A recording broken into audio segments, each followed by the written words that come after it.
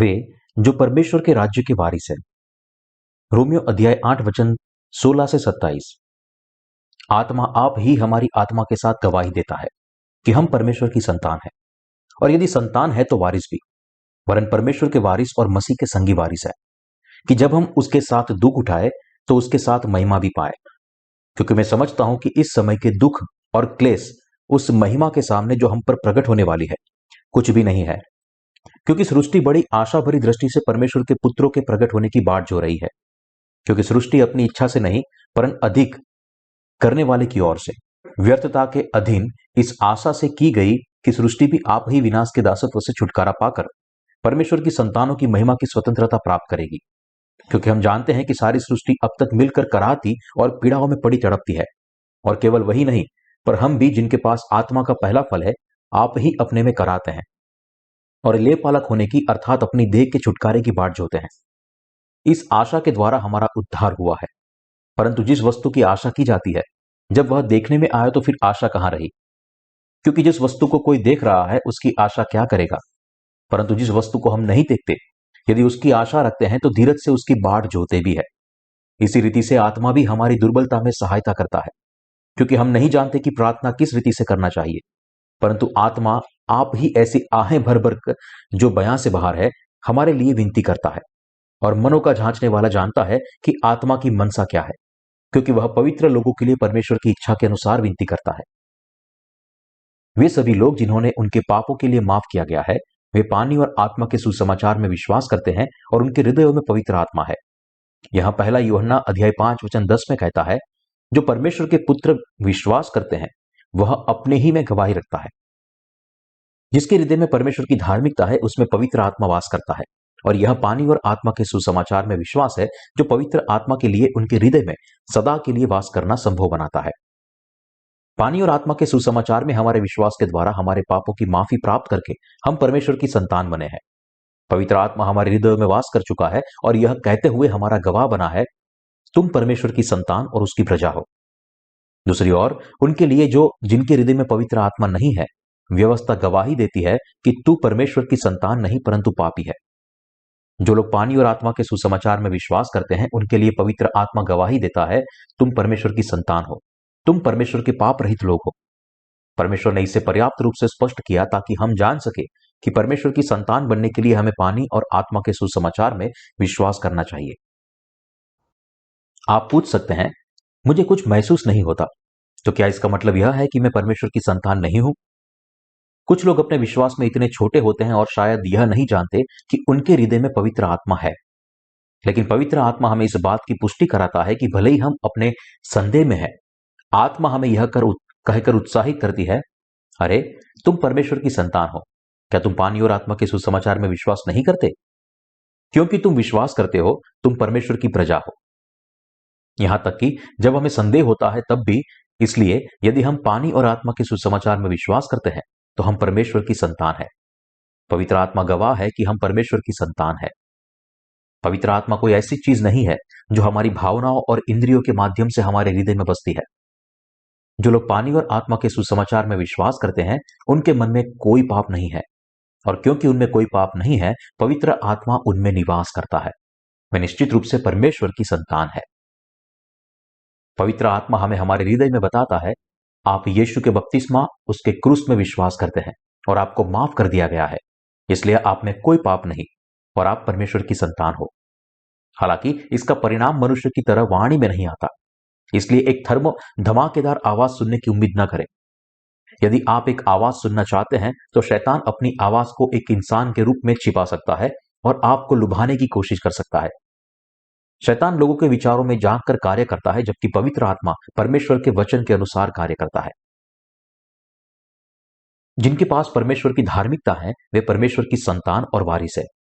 आइए हम एक साथ मिलकर वचन 17 पढ़े।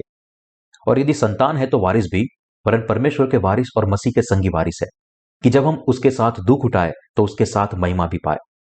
यदि हम परमेश्वर की संतान है तो हम भी उसके वारिस है। वारिस वह होता है जो अपने माता पिता से सब कुछ प्राप्त करता है। दूसरे शब्दों में हमें वह सब कुछ साझा करने का अधिकार है जो परमेश्वर पिता के पास है। यदि पूछा जाए परमेश्वर पिता का वारिस कौन है, हम उत्तर दे सकते हैं, जो लोग पानी और आत्मा के सुसमाचार में विश्वास करते हैं और जिनके पाप क्षमा किए गए हैं, वे उसके वारिस हैं। इस तरह के विश्वास वाले लोग धन्य है और मसीह के साथ उसके राज्य में परमेश्वर की महिमा को प्राप्त करेंगे। और यह कहा गया है कि चूंकि हम मसीह के साथ संयुक्त वारिस है, इसलिए एक साथ महिमा पाने के लिए हमें भी उसके साथ दुख उठाना होगा। मसीह के साथ संयुक्त वारिस होने का अर्थ है हमारे पिता के राज्य में अनंत काल तक रहना। यदि आप पानी और आत्मा के सुसमाचार में विश्वास करते हैं तो आप मसीह के साथ संयुक्त वारिस है। हम वारिस हैं क्योंकि हमें वह सब कुछ मिलेगा जो हमारे पिता के पास है। समय समय पर मैं महसूस कर सकता हूं कि परमेश्वर का राज्य हमारे निकट आ रहा है। सब कुछ अपने अच्छे समय में होता है। बाइबल में परमेश्वर के वादे भी एक एक करके पूरे हो रहे हैं। अब जो कुछ बचा है वह इजरायलियों के लिए है कि वे मन फिराए, यीशु को अपने उद्धारकर्ता के रूप में अंगीकार करें और कुछ अन्य बातों के साथ अपने पापों से छुटकारा पाए। 7 साल के क्लेश के दौरान इजराइल को यीशु को अपने उद्धारकर्ता के रूप में प्राप्त करना चाहिए था। पृथ्वी और स्वर्ग में परमेश्वर के राज्य की समझ इजरायलियों के पश्चाताप के साथ जुड़ी हुई है। मुझे विश्वास है कि अंत का दिन जल्द ही आएगा। मेरा विश्वास है कि वह दिन निकट है जब वे जो पानी और आत्मा के सुसमाचार में विश्वास करते हैं, वे अनंत काल तक परमेश्वर के साथ निवास करेंगे। पूरी दुनिया ने वर्ष 2000 का इंतजार किया और सोचा कि यह वो दिन होगा, लेकिन वर्ष 2000 पहले ही बीत चुका था। मिलेनियम बाग के बारे में उग्र चिंताएं बीत चुकी है और हम पहले से ही वर्ष 2002 के आधे रास्ते में हैं, जबकि वास्तव में दुनिया के कई लोगों ने सोचा था कि पृथ्वी पर सभी परिवर्तन वर्ष 2000 में होंगे। फिर भी हमारा लंबे समय से प्रतीक्षित मसीह का राज्य अभी भी हम में से प्रत्येक के पास आ रहा है। पवित्र आत्मा हम में से उन लोगों की भी अगुवाई करता है जिन्हें परमेश्वर के राज्य से निकट आने का एहसास कराने के लिए पापों को माफ किया गया था। अब पहले की तरह जैसा परमेश्वर ने कहा था, सब कुछ पूरा होगा। आइए हम परमेश्वर और विश्वास के साथ उस दिन की प्रतीक्षा करें। भविष्य में इजराइल विश्व शांति के लिए एक बाधा और अवरोध बन जाएगा और इसके लिए यह कई राष्ट्रों की शत्रुता को जन्म देगा। यह वही है जो बाइबल हमें बताती है कि इजराइल बहुतों का शत्रु बन जाएगा और तब कुछ इजरायलियों को यह एहसास होगा कि जिस मसीहा का उन्होंने इतने लंबे समय से इंतजार किया है, वह वास्तव में यीशु था। पानी और आत्मा के सुसमाचार में विश्वास करने के द्वारा उनके पाप माफ किए जाएंगे। परमेश्वर ने जो योजनाएं बनाई है वह पूरी होने वाली है। हालांकि ये सभी चीजें नियत समय पर होगी, इसलिए हमें किसी निश्चित तारीख और समय तक उनके घटित होने की प्रतीक्षा नहीं करनी चाहिए, जैसा कि कुछ गुमराह युगांत विज्ञानी भविष्यवाणी करते हैं। जो लोग पानी और आत्मा के सुसमाचार में विश्वास करते हैं, वे परमेश्वर की भविष्यवाणियों को सच होते हुए देखेंगे। विश्वासियों को आशा है कि पृथ्वी पर परमेश्वर का वादा किया हुआ राज्य और स्वर्ग का राज्य आ रहा है। मेरा मानना है कि ऐसा दिन हमारे करीब है। जल्द ही वह समय आएगा जब यहोवा ने जिन बातों का वादा किया था वो एक एक करके पूरी होगी। मुझे विश्वास है कि वह दिन जब 1000 साल का राज्य और परमेश्वर का राज्य, जिसका वादा परमेश्वर ने किया था, साकार होगा और हमारे बहुत निकट है। क्या आप भी पवित्र आत्मा से प्रेरित होकर ऐसा ही सोचते हैं जैसा मैं सोचता हूं? क्या आप विश्वास करते हैं कि परमेश्वर की हर भविष्यवाणी पवित्र आत्मा के द्वारा पूरी होगी? पवित्र आत्मा हमें सच्चे हृदय से परमेश्वर के वादों पर विश्वास करने में मदद करता है। पवित्र आत्मा के माध्यम से हम अपने हृदय में सुनिश्चित है कि अंत के दिनों में परमेश्वर के वायदे जल्द ही सच होंगे। हम पवित्र आत्मा के माध्यम से विश्वास करते हैं कि जो कुछ हमारे मन में गुजरता है और हमारी आशाएं परमेश्वर की सभी भविष्यवाणियों के साथ पूरी होंगी। यही सच्चा विश्वास है। आप और मैं परमेश्वर की प्रतिज्ञा की हुई सभी आशीषों के वारिस है। इसलिए हमें पवित्र आत्मा के भीतर प्रतीक्षा करने की आवश्यकता है। जल्द ही परमेश्वर का राज्य हमारे पास आएगा। इजरायली शीघ्र ही विश्वास करेंगे और यीशु मसीह को अपने मसीहा के रूप में स्वीकार करेंगे। बहुत से लोग अभी उसकी प्रतीक्षा कर रहे हैं, कह रहे हैं, कृपया प्रभु यीशु आओ। पौलुस ने कहा कि चूंकि वह परमेश्वर का वारिस था, इसलिए जिस कष्ट से वह गुजरा उसकी तुलना उस महिमा से नहीं की जा सकती जो उसे जल्द ही मिलेगी। इसका अर्थ था कि मसीह के साथ महिमा प्राप्त करने के लिए हमें उसके साथ भी दुख उठाना होगा। ऐसा इसलिए है क्योंकि हम विश्वास करते हैं और परमेश्वर के राज्य के आने की प्रतीक्षा करते हैं। मसीह के साथ महिमा प्राप्त करने के लिए हमें भी उसके साथ दुख उठाना होगा। पौलुस की आशा थी कि सारी सृष्टि, जिसमें सभी जानवर और पौधे शामिल है, उनकी मृत्यु से मुक्त हो जाए। इसलिए सारी सृष्टि परमेश्वर के पुत्रों के आने का बेसब्री से इंतजार कर रही है। परमेश्वर के पुत्रों के लिए यह आशा है कि एक वह दिन आएगा जब सभी प्राणी अनंत काल तक जीवित रह सकेंगे। इसलिए हमें यह समझना चाहिए कि हम विश्वासियों को अनंत जीवन की आशीष मिली है। चाहे हम अपने विश्वास में, अपने जीवन में हमारे परमेश्वर के आने का दिन देखें या हमारे परमेश्वर हमें ले जाने के लिए नींद से उठाए, हमें उनकी प्रतीक्षा करनी होगी। परमेश्वर की महिमा जो हमारे अंदर प्रकट हुई है, क्या वास्तव में महान है? वह महिमा जो शीघ्र ही धर्मियों पर प्रकट की जाएगी, वह एक अनंत महिमा है। अनंत राज्य को विरासत में प्राप्त करना और परमेश्वर की महिमा में सर्वदा जीवित रहना। फिर न मृत्यु होगी, न शोक होगा, न रोना होगा। राज्य में और दर्द नहीं होगा और राज्य को सूर्य या चंद्रमा के चमकने की कोई आवश्यकता नहीं है, क्योंकि परमेश्वर की महिमा इसे प्रकाशित करती है। मेमना इसका प्रकाश है। यह एक ऐसा स्थान है जहां केवल यीशु और नया जन्म पाए हुए पाप रहित विश्वासी पाए जाते हैं और यह परमेश्वर की महिमा से भरा हुआ है। राज्य सुनहरी किरणों से भरा है। इस राज्य में हम हमेशा के लिए रहेंगे। उसकी महिमा इतनी महान है कि शब्दों में उसका वर्णन नहीं किया जा सकता, क्योंकि जिस महिमा की हम आशा करते हैं वह इतनी महान है। पौलुस हमें बताता है कि हमारे वर्तमान कष्ट उस महिमा के मुकाबले कुछ भी नहीं है जो हम पर प्रकट की जाएगी। जब हम इस संसार में परमेश्वर के लिए कार्य करते हैं तो कभी कभी हम प्रकृति में परमेश्वर की महिमा देख सकते हैं। जब हम बहुरंगी फूलों को देखते हैं, बिछी हुई घास, चमकते पत्तों में दिखाई देने वाली प्रकृति, गर्म पानी के झरने का वातावरण, जंगलों की ताजगी, साफ हवाएं, ठंडी रातों में चमकते सितारे, जब हम चार मौसमों के बारे में सोचते हैं तो हम स्वर्ग के बारे में सोचने के अलावा और कुछ नहीं कर सकते। परमेश्वर की सृष्टि के इन चमत्कारों को देखकर हम आशा करते हैं कि परमेश्वर का राज्य और भी जल्दी आएगा। जब परमेश्वर का राज्य आएगा तब मृत्यु न होगी और हम महिमा से जिएंगे। कोई कमी नहीं होगी, इसलिए हम बहुतायत और समृद्धि में रहेंगे। बस यह विचार कि मैं एक ऐसी जगह पर महिमा के साथ रहूंगा जहां सब कुछ परिपूर्ण और तैयार है, मेरे हृदय को परमेश्वर की महिमा से भर देता है। यह तथ्य कि वे सभी चीजें हमारी यानी कि विश्वासियों की हो जाएगी एक सपने की तरह है और यह हमें एक बार फिर से धन्यवादित करता है कि हमने नया जन्म प्राप्त किया है। मैं प्रभु का धन्यवाद करता हूं जिसने मेरे हृदय को इस आशा से पूरी तरह भर दिया है। अभी हम केवल अपनी कल्पनाओं के माध्यम से स्वर्ग की आशा कर सकते हैं, लेकिन हम जानते हैं कि भविष्य में परमेश्वर के सभी वादे सच होंगे। इस प्रकार हमारी आशा और अधिक तीव्र होगी और जैसे जैसे दिन बीतते हैं परमेश्वर की निकट की महिमा की हमारी भावना और भी मजबूत होती जाती है। यही कारण है कि विश्वासियों को भविष्य की आशा है। परमेश्वर में विश्वास और भविष्य की आशा उन लोगों की महिमा और विश्वास है जो परमेश्वर के राज्य के वारिस होंगे। तो क्या यह महिमा में विश्वास केवल उन्हीं को दिया जाता है जो पानी और आत्मा के सुसमाचार में विश्वास करते हैं?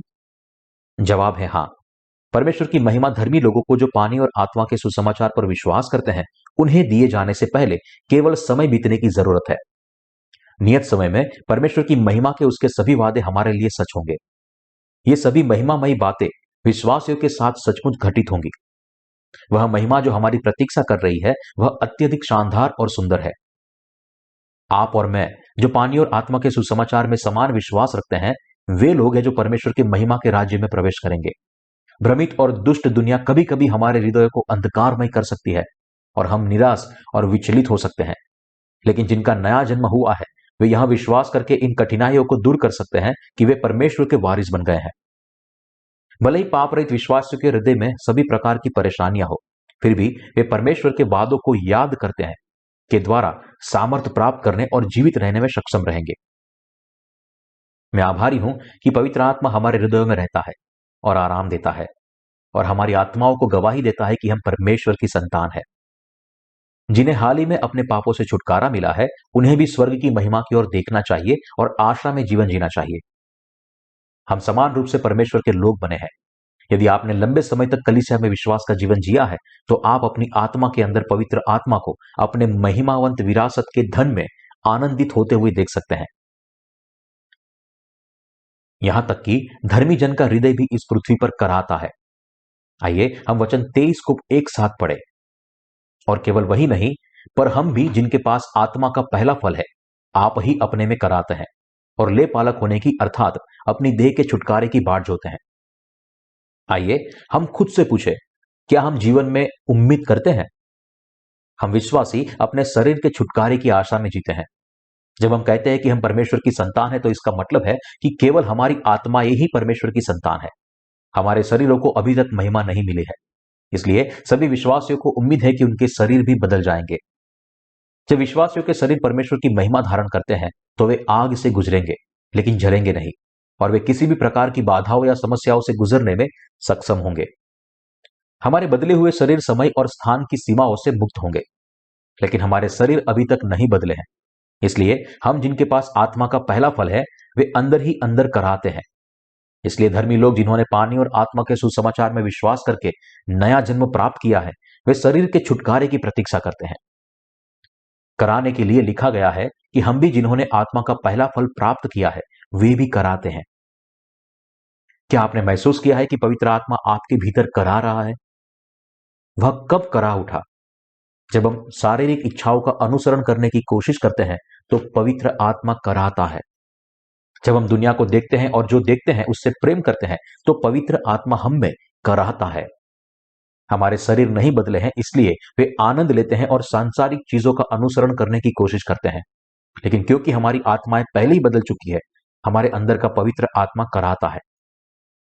इस प्रकार हमें अपने हृदय को वापस मोड़ना चाहिए जो सांसारिक सुखों का अनुसरण करने का प्रयास करता है, और पवित्र आत्मा का मार्गदर्शन प्राप्त करना चाहिए। पवित्र आत्मा हमारे भीतर जो परमेश्वर के वारिस है उनके अंदर कराता है, क्योंकि पवित्र आत्मा हमारे भीतर है। इस दुनिया में रहकर हम देख सकते हैं कि भविष्य कितना अंधकारमय है और हमारा शरीर कितना कमजोर है। इस तरह के समय के दौरान हमें परमेश्वर की ओर देखना चाहिए और वारिस की आशीष की प्रतीक्षा करनी चाहिए, क्योंकि हम जानते हैं कि उनके शरीरों को भी छुड़ाया जाएगा। विश्वासी उस दिन की प्रतीक्षा करते हैं जब उनके पास संपूर्ण शरीर होंगे जो पूरी तरह से छुटकारा पा चुके हैं। महिमावंत आशा के साथ जीवन जीना। आइए हम एक आवाज में वचन 24 और 25 पढ़े। इस आशा के द्वारा हमारा उद्धार हुआ है, परंतु जिस वस्तु की आशा की जाती है जब वह देखने में आए तो फिर आशा कहां रही? क्योंकि जिस वस्तु को कोई देख रहा है उसकी आशा क्या करेगा? परंतु जिस वस्तु को हम नहीं देखते यदि उसकी आशा रखते हैं तो धीरज से उसकी बाट जोते भी है। क्या हमें परमेश्वर के राज्य की आशा में अपने सभी पापों की माफी प्राप्त हुई है? आइए हम यह प्रश्न पूछे। हमने कहा कि पानी और आत्मा के सुसमाचार में विश्वास करने के द्वारा हमें अपने पापों की माफी प्राप्त हुई है। इसलिए परमेश्वर कहता है, परंतु जिन वस्तु को हम नहीं देखते यदि उसकी आशा रखते हैं तो धीरज से उसकी बाट जोते भी है। स्वर्ग जाने और हमारे पापों से मुक्त होने के लिए हमें पानी और आत्मा के वचन पर विश्वास करने के द्वारा उद्धार प्राप्त करना चाहिए। अपने सभी पापों से बच जाने के बाद यदि हम संसार की ओर अपनी आंखों को फेरते हैं और जो देखा जा सकता है उसकी आशा करते हैं तो इसका अर्थ है कि हम न तो परमेश्वर की महिमा को जानते हैं और न ही उसकी प्रतीक्षा कर रहे हैं। यदि हम जो देखते हैं उसकी आशा करते हैं तो वह आशा नहीं हो सकती। इसलिए पौलुस ने पूछा, जिस वस्तु को कोई देख रहा है उसकी आशा क्या करेगा? हम जो अब धर्मी हो गए हैं, जो कुछ पृथ्वी पर है उसकी आशा न करें, परंतु हमें परमेश्वर की प्रतीक्षा के अनुसार नए आकाश और नई पृथ्वी की खोज करनी चाहिए, जिसमें परमेश्वर की धार्मिकता निवास करती है। दूसरा पत्रस अध्याय 3 वचन 13। इस प्रकार के विश्वास की आशा धर्मी जन करता है। धर्मी लोग नए स्वर्ग और नई पृथ्वी की आशा में जीते हैं। हम अपनी शारीरिक आंखों से जो देख सकते हैं वह वो नहीं है जिसकी हम वास्तव में आशा करते हैं। हम अपनी मानवीय आंखों से नहीं देख सकते, इसलिए हम अपनी आत्मिक आंखों से परमेश्वर के वायदा किए हुए महिमा के राज्य की प्रतीक्षा करते हैं। इसलिए जो वास्तव में धर्मी है वे स्वर्ग के राज्य में अपनी आशा रखते हैं। आशा यह विश्वास करना है कि जो परमेश्वर ने हमें बताया है वह वास्तव में सच होगा। परमेश्वर ने कहा, और अब विश्वास, आशा, प्रेम ये तीनों स्थायी है। पहला कुरिन्थियों अध्याय 13 वचन 13। हमने स्वर्ग के राज्य के लिए अपने विश्वास और आशा के माध्यम से अपने पापों की माफी प्राप्त की है। परमेश्वर का राज्य पृथ्वी पर आएगा और स्वर्ग में उपस्थित होगा, और हम आशा करते हैं कि हम उसके राज्य में अनंत काल तक जीवित रहेंगे। यही कारण है कि हम परमेश्वर के वचन में विश्वास करते हैं और अपने वर्तमान कष्टों को सहन करते हैं। यहां लिखा है, परंतु जिस वस्तु को हम नहीं देखते यदि उसकी आशा रखते हैं तो धीरज से उसकी बाट जोते भी है। हम जिस चीज की धीरज से बाट जोते हैं वह ऐसी चीज नहीं है जिसे हम अपनी आंखों से देख सकते हैं। हम परमेश्वर के उन वादों की प्रतीक्षा करते हैं जिन्हें हम शारीरिक रूप से नहीं देख सकते हैं। परमेश्वर के वादे हम विश्वासियों के लिए सच होंगे, क्योंकि हमें बताया गया था कि परमेश्वर की महिमा जल्द ही प्रकट होगी, और हम इस वादे में विश्वास करते हैं। क्योंकि हम विश्वास करते हैं कि हमारा प्रभु फिर से इस पृथ्वी पर आ रहा है, हम अपने वर्तमान कष्टों को सहन कर सकते हैं। परमेश्वर का राज्य बिना किसी संदेह के इस पृथ्वी पर आएगा। जब सभी राष्ट्रों में सुसमाचार फैलाया जाएगा तो निश्चित रूप से परमेश्वर का राज्य आएगा। धर्मी धैर्य से उस दिन की प्रतीक्षा करते हैं। हमारा प्रभु तब आएगा जब हम प्रतीक्षा कर रहे होंगे। यह आपके और मेरे लिए सच है जो इस युग में जीवन जी रहे हैं। एक यूक्रेनी महिला सहकर्मी है जो हमारी पुस्तकों का यूक्रेनी में अनुवाद करती है। उसने हाल ही में वर्ल्ड ट्रेड सेंटर की इमारतों को आतंकवादी हमले से गिरते हुए देखा और कहा कि वह भ्रमित और डरी हुई है। उसने पूछा कि क्या यह प्रकाशित वाक्य में पीले घोड़े के युग की घोषणा कर रहा है, और उसने प्रकाशित वाक्य के इस भाग से संबंधित किसी भी पुस्तक को मांगा। हम निश्चित रूप से यह नहीं कह सकते कि यह घटना पीले घोड़े के युग का चिन्ह है, लेकिन हम इस बात से इनकार नहीं कर सकते कि यह संबंधित हो भी सकता है। यदि ऐसी बातें बार बार होती है तो युद्ध होंगे और राष्ट्र आपस में लड़ेंगे। जब युद्ध होगा तो दुनिया अकाल से पीड़ित होगी और पीले घोड़े का युग अचानक सच हो जाएगा। इसलिए जब मैं इन घटनाओं को देखता हूं जो दुनिया के विनाश की भविष्यवाणी करती है, तो मैं अपनी इच्छा को दोहराता हूं कि हम दुनिया के छोर तक सुसमाचार का प्रसार करें। यह सच है कि हम इस दुनिया के लिए उम्मीद खो रहे हैं, और जब दुख हम पर आता है तो हमारा हृदय कराह उठता है। फिर भी जब तक हम जीवित हैं, हमें परमेश्वर के राज्य की प्रतीक्षा करनी होगी, जिसे हम अपनी भौतिक आंखों से नहीं देख सकते, केवल अपनी आत्मिक आंखों से देख सकते हैं। क्योंकि हम पानी और आत्मा के सुसमाचार में विश्वास करते हैं, हम स्वर्ग के राज्य की आशा करते हैं और धीरज के साथ उसकी प्रतीक्षा करते हैं। क्योंकि हम विश्वास करते हैं कि परमेश्वर का राज्य हमारे करीब आ रहा है, इसलिए हम अपनी सारी मुश्किलें सह सकते हैं। यह इसलिए संभव है क्योंकि पवित्र आत्मा हमारे हृदयों में वास करता है। क्या आप पीड़ित है? अच्छी तरह से सहन करें और धैर्य रखें। यह केवल आप ही नहीं है जो पीड़ित है, बल्कि हम सब भी है। हमारी यह आशा होगी कि जब यह खत्म हो जाए तो सब कुछ ठीक हो जाएगा। क्या आप नहीं जानते कि जब आप शारीरिक रूप में कठिनाइयों का सामना नहीं कर रहे हैं तो आप आत्मिक रूप से आशा को प्राप्त नहीं कर सकते हैं। जब शरीर बहुत आरामदायक होता है तो हम परमेश्वर की तलाश नहीं करते और उनसे आशीष नहीं मांगते हैं। इस प्रकार हम परमेश्वर से दूर हो जाते हैं। हम जिन्होंने नया जन्म प्राप्त किया है उन्हें आने वाली महिमा की आशा रखनी चाहिए और अपनी वर्तमान कठिनाइयों को सहना चाहिए। परमेश्वर ने कहा कि जो लोग परमेश्वर के लिए धीरज से कष्ट सहते हैं वे धन्य है। वह दिन जब परमेश्वर का राज्य पृथ्वी पर आएगा वह नजदीक है और हम उसके राज्य में प्रवेश करेंगे। हमें सहन करना है, धैर्य रखना है और उस दिन के लिए आशा रखनी है। हमें सहन करना चाहिए और उस दिन का इंतजार करना चाहिए। इस समय चाहे वह कितना भी दुखद और कठिन क्यों ना हो, हमें तब तक प्रतीक्षा करनी है और धीरज धरनी है जब तक कि परमेश्वर का राज्य एक नए स्वर्ग और नए पृथ्वी के रूप में ना आ जाए। पवित्र आत्मा उन लोगों की मदद करता है जिनके पास परमेश्वर की धार्मिकता है। आइए हम वचन 26 पढ़े। इसी रीति से आत्मा भी हमारी दुर्बलता में सहायता करता है, क्योंकि हम नहीं जानते कि प्रार्थना किस रीति से करना चाहिए, परंतु आत्मा आप ही ऐसी आहें भर भर कर जो बयां से बाहर है हमारे लिए विनती करता है। क्या पवित्र आत्मा हमारे लिए प्रार्थना करता है? हाँ, वह करता है। पवित्र आत्मा हमारी कमजोरियों को जानता है और हमारे लिए प्रार्थना करता है। मैंने पवित्र आत्मा के कराने के बारे में थोड़ी बात की। उस पर फिर से बात करें तो पवित्र आत्मा तब कराता है जब हम उस दिशा की ओर बढ़ते हैं जिस दिशा में परमेश्वर नहीं चाहता कि हम जाए। जब हम संसार की परिस्थितियों को देखते हैं और उसे उसके साथ कराते हैं, जब हम उस दिशा में जाते हैं जिस दिशा में हमारा पिता परमेश्वर नहीं चाहता कि हम जाए, या जब हम अपने पिता की इच्छा की अवहेलना करते हैं और उसकी इच्छा के प्रति उदासीन रहते हैं, तब पवित्र आत्मा कराता है। जब नया जन्म पाए हुए विश्वासी के अंदर निवास करने वाला पवित्र आत्मा कराता है, जिसके बारे में अभिव्यक्ति नहीं की जा सकती, तब हम अपने हृदय में सामर्थ को खो देते हैं और कमजोर हो जाते हैं। वह तब होता है जब पवित्र आत्मा हमसे प्रार्थना करवाता है।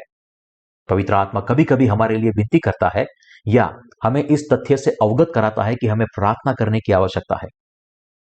पवित्र आत्मा हमारे हृदय में कराता है और हमें अपने पिता के सामने उसकी इच्छा के अनुसार प्रार्थना करवाता है।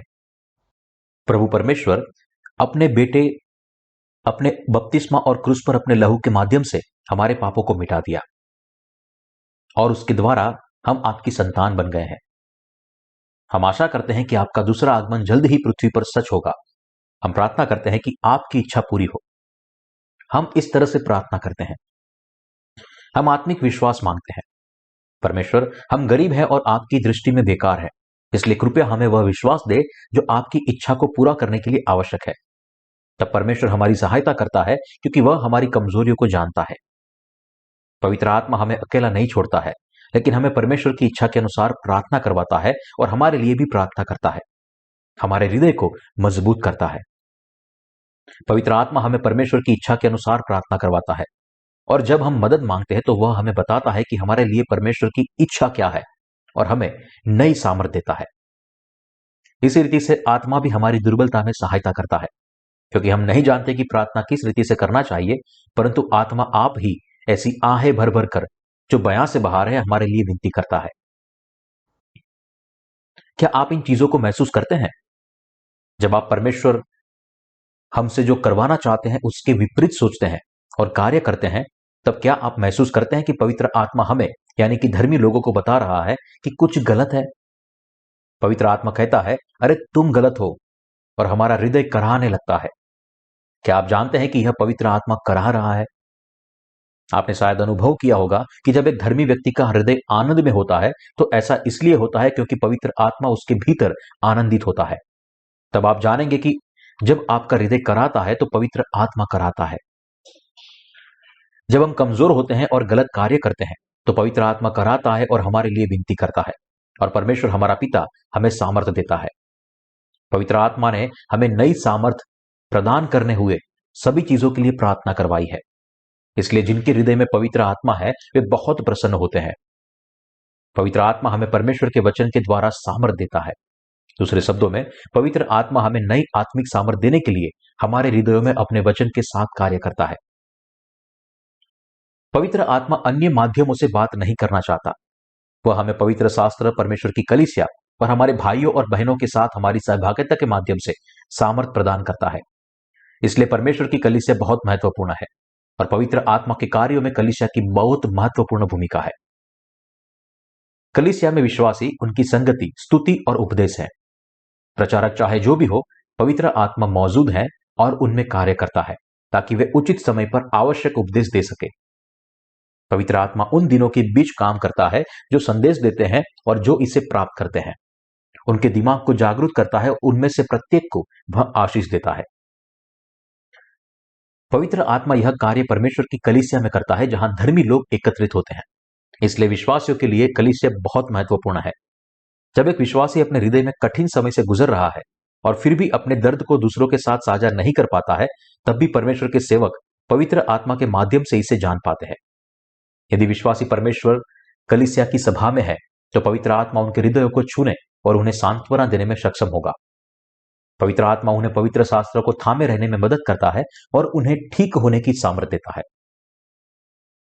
अपने विश्वास के जीवन को जीते हुए हम पानी और आत्मा के सुसमाचार में विश्वास करते हैं, अपने पापों के लिए माफी प्राप्त करते हैं, परमेश्वर की संतान बनते हैं और प्रमाण के रूप में हम पवित्र आत्मा को एक उपहार के रूप में प्राप्त करते हैं।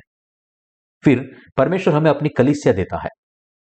कलीसिया देने के बाद परमेश्वर कलीसिया के माध्यम से अपने सेवकों से बात करते हैं और अपने सेवकों को अपना संदेशा सुनाते हैं। वह पवित्र शास्त्र के साथ हमारे घावों को ठीक करता है, कमजोरों को सामर्थ देता है, हृदय से नम्र व्यक्ति को आशीष देता है और उन्हें अपना कार्य करने की क्षमता देता है। वह हमारे द्वारा अपनी इच्छा पूरी करता है। इसलिए विश्वासी कभी भी स्वयं को कलीसिया से अलग नहीं कर सकते। विश्वासियों को न तो कभी अन्य धर्मी लोगों के साथ उनकी बातचीत से, न ही परमेश्वर के पवित्र शास्त्र में उनके विश्वास से अलग किया जा सकता है। पूर्ण सत्य केवल परमेश्वर की कलीसिया के भीतर ही पाया जाता है। इसलिए विश्वासियों को कलीसिया में एक दूसरे के साथ एकजुट होने की जरूरत है। एकता के बिना विश्वास झूठा विश्वास है। क्या आप विश्वास करते हैं कि पवित्र आत्मा आपके हृदय में निवास करता है? जब हम परमेश्वर की कलीसिया के साथ एक हो जाते हैं, जैसा कि पवित्र शास्त्र में कहा गया है और जैसा कि कलीसिया हमें अपने संदेश में बताता है, तब पवित्र आत्मा हमारी मदद करेगा और हमें आशीष देते हुए सत्य के लिए हमारी आंखें खोलेगा। तो इस तरह के विश्वास के साथ कलीसिया के साथ जुड़े, तब पवित्र आत्मा आनंदित होगा। हम पवित्र आत्मा की सहायता से इस घड़ी तक जीवित रहे हैं। हम भविष्य में भी उसकी मदद से ही जिएंगे। इसलिए पवित्र आत्मा हमारे लिए, यानी कि जिन्होंने अपने पापों की माफी प्राप्त की है, उनके लिए बहुत महत्वपूर्ण है। हमें यह जानना और विश्वास करना है कि पवित्र आत्मा का अस्तित्व है। हमें यह जानना चाहिए कि हमें पवित्र आत्मा के द्वारा जीना है और अपने हृदयों में उसका मार्गदर्शन प्राप्त करना है। जिनके हृदय में पवित्र आत्मा है उन्हें उसकी इच्छा का अनुसरण करना चाहिए। यदि आप एक धर्मी व्यक्ति है तो पवित्र आत्मा आप में निवास करता है और इस प्रकार आपको जीवन की व्यवस्था का पालन करना चाहिए, क्योंकि पवित्र आत्मा आपका मार्गदर्शन करता है। आइए हम वचन 27 को एक साथ पढ़ें। और मनों का जांचने वाला जानता है कि आत्मा की मनसा क्या है, क्योंकि वह पवित्र लोगों के लिए परमेश्वर की इच्छा के अनुसार विनती करता है। हमारा परमेश्वर पिता हमारे अंदर निवास करने वाले आत्मा के मन को जानता है। पवित्र आत्मा हमारे मन में सब कुछ जानता है, इसलिए परमेश्वर पिता वह सब कुछ जानता है जो हमारे मन में है। जैसे वह पवित्र आत्मा परमेश्वर की इच्छा के अनुसार संतों के लिए विनती करता है। इसका अर्थ यह है कि हमारे पिता जानते हैं कि पवित्र आत्मा के मन में क्या है और पवित्र आत्मा हमारे पिता की इच्छा के अनुसार प्रार्थना करता है। इस प्रकार विश्वासियों को परमेश्वर की इच्छा के अनुसार जीवन जीने को मिलता है। यही कारण है कि जिन लोगों को उनके पापों के लिए माफ किया जाता है वे पवित्र आत्मा के माध्यम से अपने विश्वास के जीवन का लाभ पाते हैं। धर्मी लोगों के मन पवित्र आत्मा के प्रबोधन के द्वारा संचारित होते हैं। कलीसिया में समस्याएं तब उत्पन्न होती है जब वे लोग जिनके हृदय में पवित्र आत्मा नहीं है वे परमेश्वर की कलीसिया में पाए जाते हैं। जो लोग पानी और आत्मा के सुसमाचार में विश्वास नहीं करते हैं उनके अंदर पवित्र आत्मा नहीं है और इसलिए वे सच्चे विश्वासियों के साथ बातचीत नहीं कर सकते हैं जिनके पास पवित्र आत्मा है। वे कलीसिया में कई समस्याएं लाते हैं। इसके विपरीत जब पवित्र आत्मा वाले लोग पवित्र आत्मा से भरे हुए परमेश्वर के एक सेवक का उपदेश सुनते हैं तो उनके दिलों को शांति मिलती है, क्योंकि वे समझ सकते हैं कि परमेश्वर अपने सेवक के माध्यम से उन्हें क्या बताने की कोशिश कर रहा है। जिस किसी के पापों को माफ किया गया है उसमें निश्चित रूप से पवित्र आत्मा वास करता है। हमारे पास पवित्र आत्मा है और हम परमेश्वर की इच्छा के अनुसार और पवित्र आत्मा के मार्गदर्शन के अनुसार जीते हैं। पवित्र आत्मा इन तरीकों से हमारा मार्गदर्शन करता है, कभी कभी कलीसिया के माध्यम से, कभी कभी विश्वासियों के साथ सहभागिता के माध्यम से और कभी कभी परमेश्वर के वचनों के माध्यम से।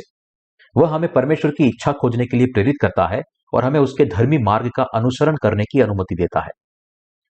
जब तक हम उसके राज्य तक नहीं पहुंच जाते तब तक पवित्र आत्मा हमें परमेश्वर के पक्ष में रहने के लिए नई सामर्थ्य देता है। इसलिए आपको और मुझे यह समझना चाहिए कि हमारे विश्वास के जीवन में पवित्र आत्मा कितना महत्वपूर्ण है। जब हम पानी और आत्मा के सुसमाचार में विश्वास करते हैं तो हम पवित्र आत्मा को एक उपहार के रूप में प्राप्त करते हैं। जैसा कि पवित्र शास्त्र में कहा गया है, मन फिराओ और तुम में से हर एक अपने अपने पापों की क्षमा के लिए यीशु मसीह के नाम से बपतिस्मा ले, तो तुम पवित्र आत्मा का दान पाओगे। प्रेरितों के अध्याय 2 वचन 38। परमेश्वर ने हमें पवित्र आत्मा एक उपहार के रूप में दिया है ताकि वह हमें अपनी इच्छा के अनुसार जीने के लिए मार्गदर्शन कर सके। वह हमारे पिता परमेश्वर की इच्छा है। वह हमें बताता है कि उसके राज्य में प्रवेश करने के लिए हमें उसकी इच्छा के अनुसार जीना चाहिए। परमेश्वर की इच्छा के अनुसार जीने के लिए हमारे पास पवित्र आत्मा होना चाहिए और केवल वे जो पानी और आत्मा के सुसमाचार में विश्वास करते हैं वे पवित्र आत्मा प्राप्त करते हैं। इस प्रकार हमें पानी और आत्मा के सुसमाचार में विश्वास करना चाहिए ताकि हम पवित्र आत्मा को उपहार के रूप में प्राप्त कर सके और परमेश्वर की इच्छा के अनुसार जी सके और उसके राज्य में प्रवेश कर सके। हम पवित्र आत्मा और छुटकारे को अलग अलग से प्राप्त नहीं करते हैं। लोग आज सोचते हैं कि ये दोनों आशीष से अलग अलग चीजें हैं। वे सोचते हैं कि पवित्र आत्मा उन पर उतरेगा यदि वे जाते हैं और पर्वतों की गुफा में उत्साहपूर्वक प्रार्थना करते हैं, अन्य भाषा में प्रार्थना करते हैं। वे सोचते हैं कि तब पवित्र आत्मा उन पर उतरेगा और सीधे उन्हें अपना संदेश देगा और उनके साथ बातचीत करेगा। लेकिन दुर्भाग्य से यह सच नहीं है। पवित्र आत्मा और पवित्र शास्त्र को अलग नहीं किया जा सकता है और पवित्र आत्मा और विश्वासी को भी अलग नहीं किया जा सकता है।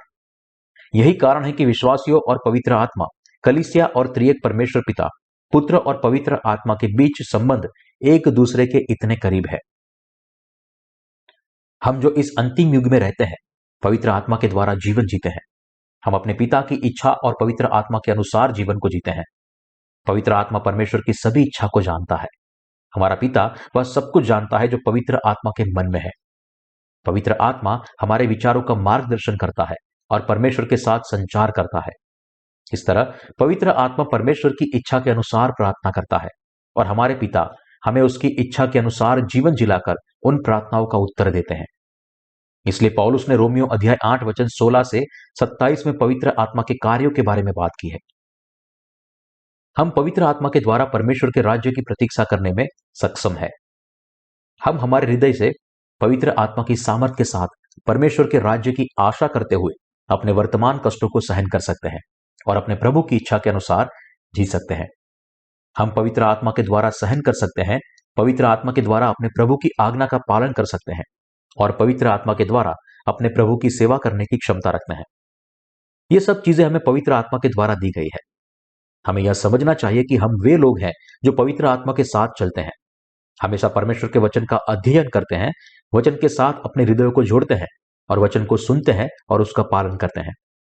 हमें अपना जीवन जीना चाहिए ताकि हमारे पिता और पवित्र आत्मा हम में आनंदित हो सके, न कि दैहिक जीवन जो केवल हमारे शरीर को प्रसन्न करते हैं। इस भाग में पौलुस यही कहता है, परमेश्वर हमारे जीवन में हमेशा साथ है। वह हमारे हृदय को संभालता है और हमारी मदद करना चाहता है। प्रभु हमें निरंतर आशीष देने पाए। जब हमारा प्रभु फिर आएगा तो सब कुछ महिमा में बदल जाएगा। हम जिनके पास अब परमेश्वर की धार्मिकता है, परमेश्वर के सारे राज्यों और महिमा के वारिस होंगे। जो कोई परमेश्वर के राज्य का वारिस होना चाहता है, उसे पानी और आत्मा के सुसमाचार को ध्यान से सुनना चाहिए और विश्वास करना चाहिए। हालेलुया। मैं प्रार्थना करता हूं कि परमेश्वर की धार्मिकता आपके साथ रहे और आपको आशीष दे।